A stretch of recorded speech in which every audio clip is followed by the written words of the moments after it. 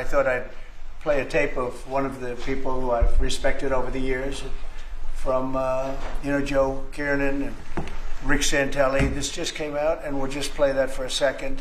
Personal income is up 0.8%. That is almost triple the expectations. I'll tell you that the income numbers, really, for the first 4 months of the year, they're stellar.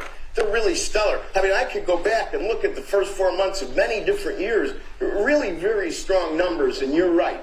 This administration is criticized for just about everything under the sun. I've never, ever in my lifetime had glimpses into the politics of an administration in the form of transparency like this one. Why don't we be, give credit where credit is due? Income really shooting up. Rick, I also thought everybody was going to get one last order of imports that were going to be tariffed, and they were loading up on things. How the hell they already fix the trade, or not fix it, but to cut it in half? That's crazy. So there wasn't a lot of front loading of things that they needed before the tariffs hit. Yeah, I'll tell you what, it really does call into question some of the conventional wisdoms. And, it's going to be interesting to see what happens next month when we get this number, or we see some of the other numbers like current accounts, see how they fared. Because I don't know, I've been watching these numbers a long time. I don't think I've ever seen the trade deficit cut in half in 1 month. Not bad. Right? Not bad. Come on, guys.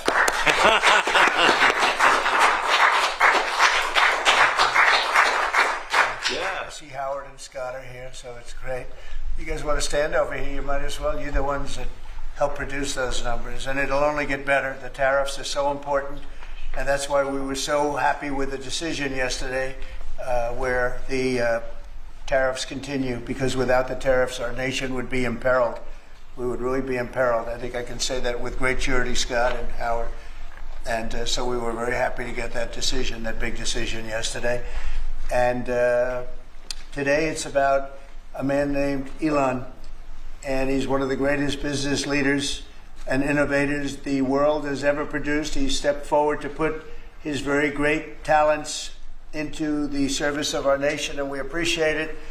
And I just want to say that Elon has worked tirelessly helping lead the most sweeping and consequential government reform program in generations. And the kinds of things that he's found and his people have found. He's brought a group of very smart people in, and they found things that are pretty unbelievable.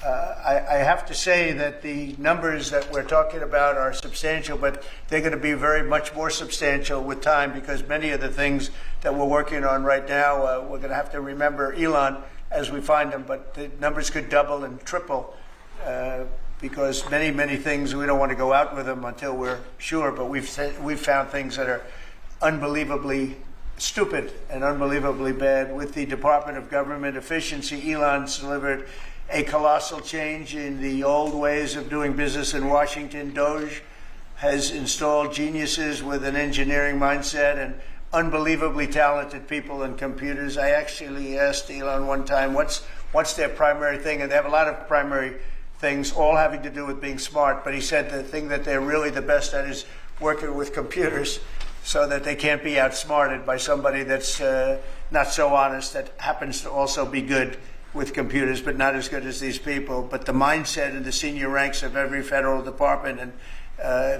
it's really changed. And with Elon's guidance, they're helping to detect fraud/waste and modernize broken and outdated systems. So as you know, we're talking about various systems and changing systems. And, sadly, it takes a long time to do that.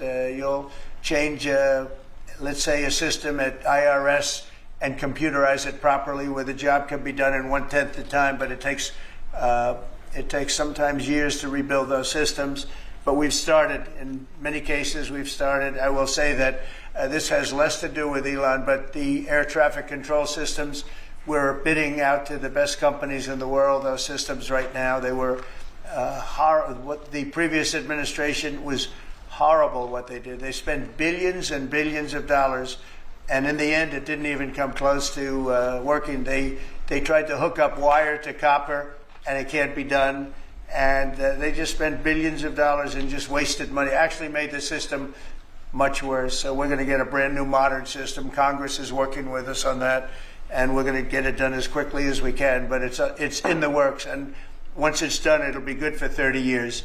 But we have a system that's 48 years old and would have a modern computer hooked into a very outdated computer, and they don't hook up. I mean, they didn't hook up. So after spending billions of dollars, they turned on the system, and in never any cases from local to countrywide, they never worked. More than 75,000 bureaucrats have voluntarily left their taxpayer-funded jobs to come out and really do the job. Countless wasteful and unnecessary contracts have been terminated, and you know that we have terminated many, many contracts, and many contracts, Elon, are right now being looked at, and it may be 6 months, it may be almost a year in some cases. We're going through procedures, we're going through courts, and we'll remember you as we announce billions of dollars of extra waste, fraud, and abuse. Just as an example, DOGE canceled $101 million for DEI contracts at the Department of Education, $101 million, and that was just a small section of the Department of Education. $59 million for illegal alien hotel rooms in New York City, and the landlord never made the kind of money that he made in the last short period of time. $59 million to a hotel in New York City, $45 million for diversity, equity, and inclusion scholarships in Burma. In Burma, does anyone know about Burma? $42 million for social and behavioral change in Uganda. $40 million to improve the social and economic inclusion of sedentary migrants. I can say it's $2 billion to Stacey Abrams and her environmental movement. There was $100 in the account, and all of a sudden they found $2 billion in the account. And I assume that's being looked at. I don't know. I'm not sure. But I assume that's being looked at. Think of that, $2 billion.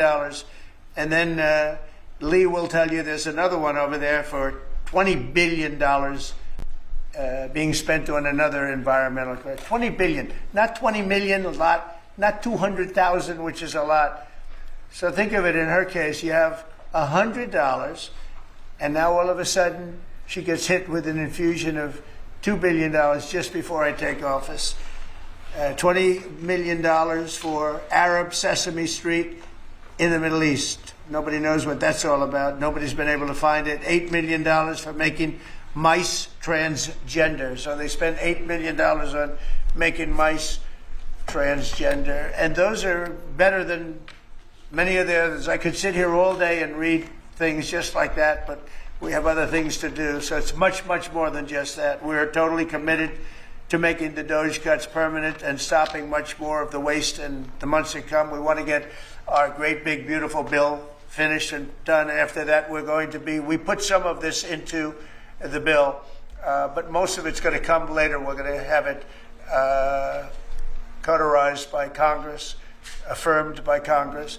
In some cases, we'll make cuts. In some cases, we'll just use it in a different layer to save the money. But it's hundreds of billions of dollars. DOGE has also fully modernized the federal retirement process and continues to work very hard on the IRS modernization. But we're taking that over with DOGE. Many of the DOGE people, Elon, are not leaving. He's going to be back and forth, I think. I have a feeling.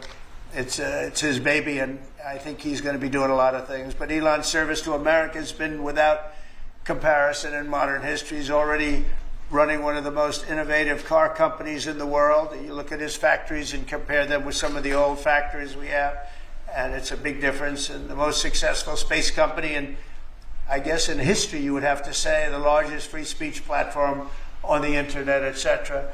Yet Elon willingly, with all of the success, he willingly accepted the outrageous abuse and slander and lies and attacks because he does love our country. I know that very much. He loves our country. He comes from another country, a country that's going through trials and tribulations, I would say. But he's all about the USA, and Americans owe him a great debt of gratitude. So I just want to thank Elon for his time as special government employee. Can you imagine? They called him an employee, but it's a special government employee. And for coming and helping us, and he really has changed the mindset of a lot of people. A lot of people thought, maybe we'll cut 1% or 2% or 3%. Then they said, wow, we can cut a lot more than that. And we're going to do it very surgically. We're going to continue on the march. We're making America great again. When I was in Saudi Arabia, and we were in, as you know, 3 really great countries, predominantly the 3. Qatar was great, UAE was great, Saudi Arabia, incredible. Such an incredible experience to be in those 3 countries. But the Crown Prince of Saudi Arabia, and I must tell you, the great leaders of the other 2 that we just mentioned, they all said the same thing, that the United States is the hottest country right now anywhere in the world. And 6 months ago, we thought it was dead. It was like a dead country. And it would have been a dead country if we didn't have the right result on November 5th. It would have been a horrible, horrible situation was going on with the borders, with transgender for everyone, men playing in women's sports, and so much more. But they were saying the hottest country anywhere in the world. And then I played that little clip because I was one person who was respected, but there were 2 people, because Joe was in that one too. Joe's a good man. But that was one group of people saying something about the success of what we've done over the last 4 months. They cannot believe it. In the one case, they said they've never seen anything like it as long as they've been doing what they've been doing. They've been doing it for a long time. So I want to thank Elon for helping. And again, the United States right now is the hottest country anywhere in the world. There's no country as hot, and we're doing really well. When I left, we had no wars, we had no problems. We defeated ISIS, we rebuilt our military, and we had no inflation. And when I came back, we had a lot of inflation. We had wars all over the place. We had the embarrassment in Afghanistan, where we gave up billions and billions of dollars of military equipment, the most embarrassing moment in the history of our country, I believe. I believe that strongly. We have Russia with Ukraine. We had the attack in Israel in October, the horrible attack, October 7th. Horrible, horrible attack. Nobody's ever seen anything like it. And now we have something where we're really healing a lot of that. We stopped India and Pakistan from fighting. I believe that could have turned out into a nuclear disaster. And I want to thank the leaders of India, the leaders of Pakistan, and I want to thank my people also. We talked trade.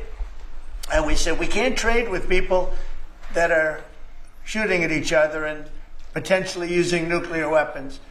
And they're great leaders in those countries, and they understood, and they agreed. And that all stopped, and we're stopping others from fighting also, because ultimately we can fight better than anybody. We have the greatest military in the world. We have the greatest leaders in the world. We put one of them in charge of the Joint Chiefs of Staff, as you know, General Raisin Kane. And we wiped out ISIS, completely wiped out ISIS in 3